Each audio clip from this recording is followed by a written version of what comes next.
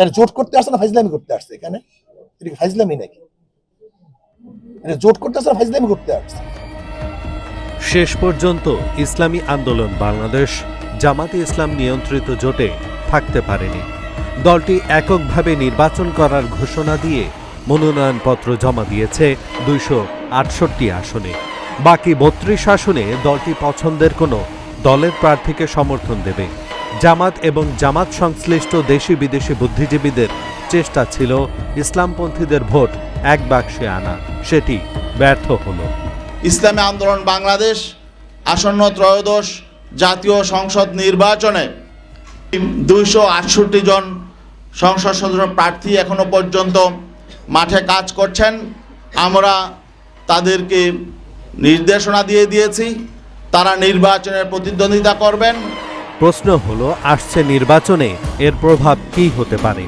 ইসলামী দলগুলোর মধ্যে জামাতের পরে ইসলামী আন্দোলনের অবস্থান। সারা দেশে দলটির ভোট ও সাংগঠনিক অবস্থান রয়েছে। প্রথমত, ইসলামী আন্দোলন বাংলাদেশ জামাতের আদর্শিক ও রাজনৈতিক অবস্থান নিয়ে ভোটের মাঠে প্রশ্ন তুলবে। দ্বিতীয়ত, জামাতের জোটে দলটি যোগ না দেওয়ায় সারা দেশের বেশ কিছু আসনে প্রভাব পড়বে। জামাতের সঙ্গে ইসলামী আন্দোলন ঐক্যবদ্ধ নির্বাচন করলে অন্তত শতাধিক আসনে প্রতিদ্বন্দ্বিতা করার সুযোগ সৃষ্টি হতো। আমরা যেহেতু ইবাদতের রাজনীতি করি, আমরা আমাদের নেতাকর্মীদের সাথে প্রতারণা করতে পারি না। আসলে তাদের ক্ষমতায় যাওয়ার পথে বাধা হতে চাই না। ইসলামপন্থী দলগুলোর ভোট প্রধানত দুই ভাগে বিভক্ত। একটি ধারা কওমি মাদ্রাসা কেন্দ্রিক ছাত্র শিক্ষক, যাদের একটি বড় অংশ জামায়াতে ইসলামীকে আকীদা সম্পন্ন দল মনে করে না। এই ধারার দলগুলো বিএনপি সহ স্বতন্ত্র প্রার্থীদের দিকে যেতে পারে।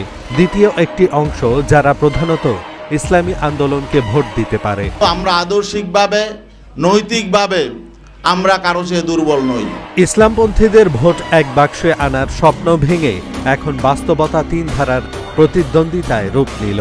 একদিকে ইসলামী আন্দোলন বাংলাদেশ, আরেকদিকে জামাতে ইসলামী নেতৃত্বাধীন জোট এবং অন্যদিকে বিএনপি ঘেঁষা ইসলামী জোট।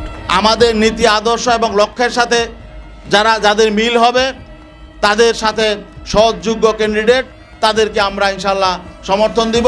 ধারণা করা হচ্ছে ইসলামপন্থীদের ভোট তিনটি আলাদা বাক্সে পড়লে তার সরাসরি সুবিধা পাবে বিএনপি বা প্রধান প্রতিদ্বন্দ্বী দলগুলো। বিশেষ করে যে আসনগুলোতে ইসলামী দলগুলোর সম্মিলিত ভোট জয়ের নির্ণায়ক ছিল, সেখানে আলাদা প্রার্থী থাকায় তারা আসন বঞ্চিত হতে পারে। 2026-এর নির্বাচন সামনে রেখে এই বিভাজন প্রমাণ করল বাংলাদেশের ইসলামী দলগুলো এখনো একটি সাধারণ ন্যূনতম কর্মসূচিতে ঐক্যবদ্ধ হতে ব্যর্থ। এহসানুল হক, ঢাকা জার্নাল। জামাত এখানে নির্বাচন করছে কবে জানি না, 91-তে না জানি কত সনে নির্বাচন বা 96-তে করতে পারে। এরপরে জামাত নির্বাচন করছে, তখন ভোট পাইছে কত, মানে 4,000 কত জানি না, 4,500 মনে ভোট পেয়েছে। এই তো তাদের ভোট। আমাদের নির্বাচন, এরপর আমি নির্বাচন করছি, তা আমাদের ভোট কত ছিল? মেয়র নির্বাচন পার্সেন্টেজ কত ছিল? আমি নির্বাচন এককভাবে করছি, আমরা তো কোনো জোটের সাথে করিনি, তখন আমাদের পার্সেন্টেজ কত ছিল?